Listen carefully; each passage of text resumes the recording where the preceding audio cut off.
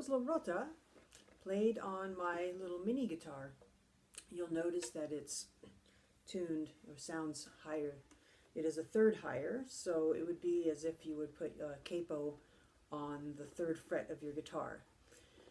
The lutes and the vihuelas of the time, of medieval and Renaissance music, maybe even Baroque, I'm not sure, but they were tuned to that pitch. So often when people will play guitar pieces or guitar arrangements of those pieces, they will put a capo on the third fret of their guitar. Or they may have something that is already tuned to that, or they may have an actual vihuela or lute. I like this little mini guitar, I just got it, and I think it has that really cool medieval Renaissance-y kind of sound, and I think it lends itself really nicely to this these types of pieces. Just to break down this piece for you, it's a great slur study, so I would recommend starting at the 1 to 3rd. Go to the 3rd measure of each line, and you'll see that there is a nice little slur passage, and there's 1, 2, 3, 4, 5, 6 lines in the piece, but really only the first 3 are in there, and the first one is only ever played once, which is on the first line, and then on the second line and the third line, those third measures are repeated for the next 3 times. They alternate, so you won't find any more than 3 of those slur passages in the piece, so they're really good to work on by themselves. Let's take the first one. It's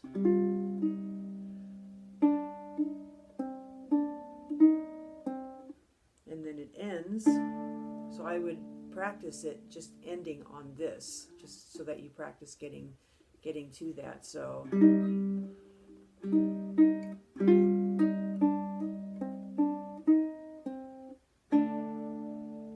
and for my right hand, you'll see that I come up with my thumb to give myself some stability.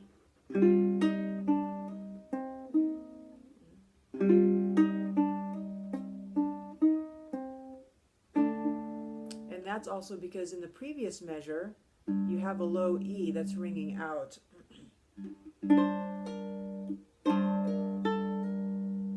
And I rest my thumb after I play that on the 5th string. So then I'm ready for this. And then I bring my thumb back up and I mute the 6th string that I just played in the previous measure. So then you have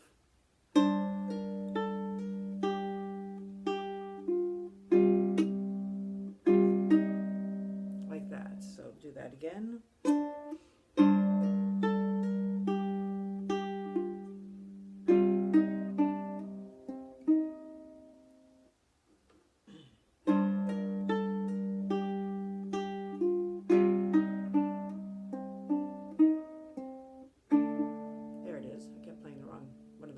Passages. So again, there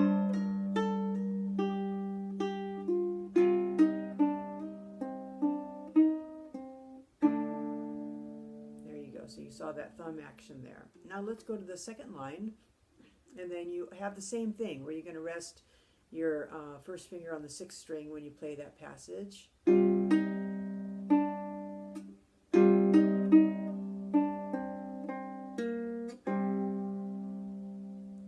Because you're also coming from. And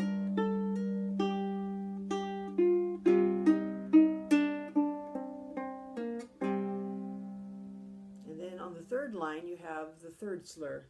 And it's also coming again from the same thing.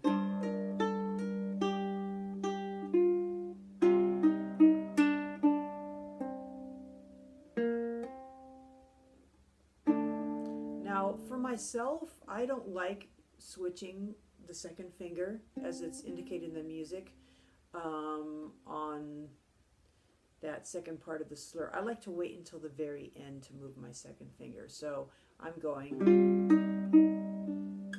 using my 3rd finger, and then on the hammer I use my 2nd finger.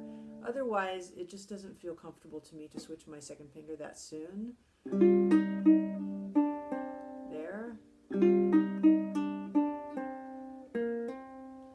that's, you know, you can do it either way.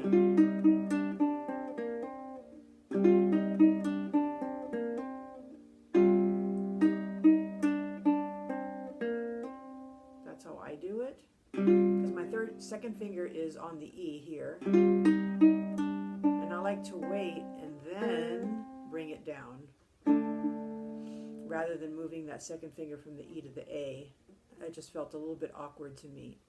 And there's another spot, if you look back up onto the second line, the second beat that starts that last measure is a first finger indicated. I like to use my,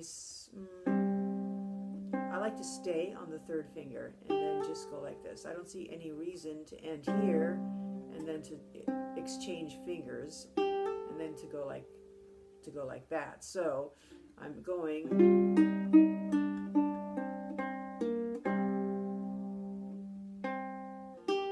and then I'm on to the third line,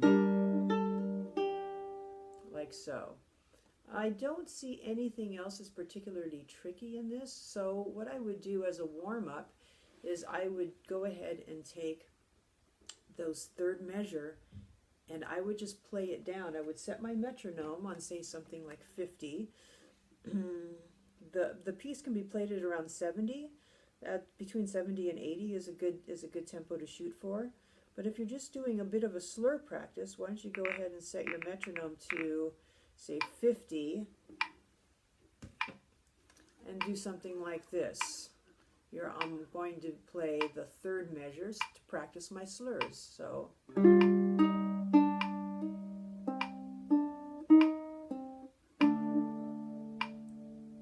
that's if you take it very slow. You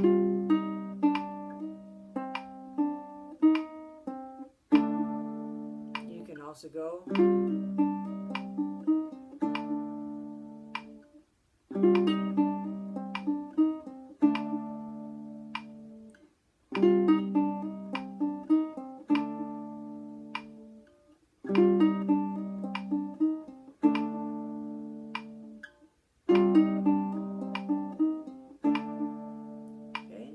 take the second line.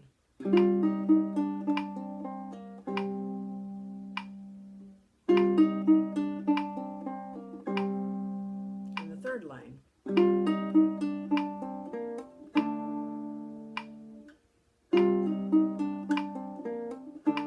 Now when you feel like you've got those down, take it from just the beat right before that, where you have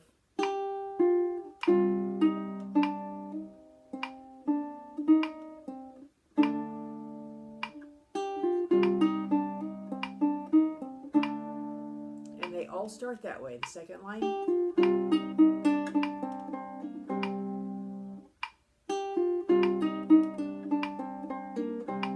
and the third line,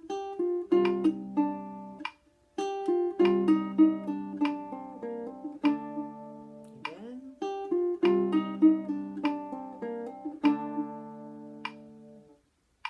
okay, so take each one like that and work your way up to it.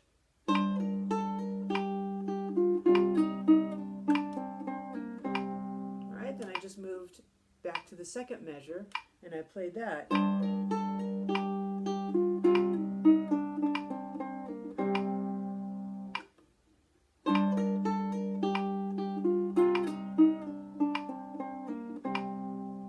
Okay.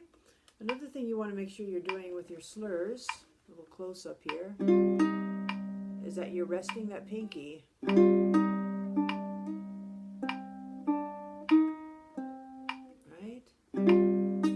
adjacent string. So you don't want to pull off like that, straight out, and you don't want to go too far and pull out like that. You'll get all kinds of weird sounds, and you'll even end up maybe even sweeping that string, which you don't want to do. So you're just resting it right on that first string.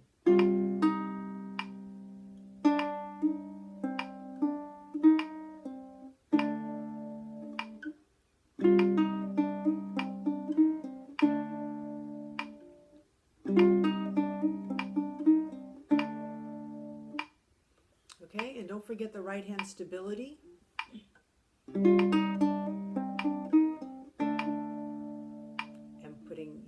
back up to mute the E string. Okay, so that was just at 50 beats. When I played the piece at the beginning, it was at 70. So 70 or 80 sounds about right for this piece. But absolutely work your way up to it nice and slow, and make sure you have everything, all the slurs sounding really good and strong. It's good. Will teach your pinky really good control to definitely just do this bit with your pinky, and you really this will really help you with getting control over that pinky and doing that slur that way. All right, let me know if you have any questions.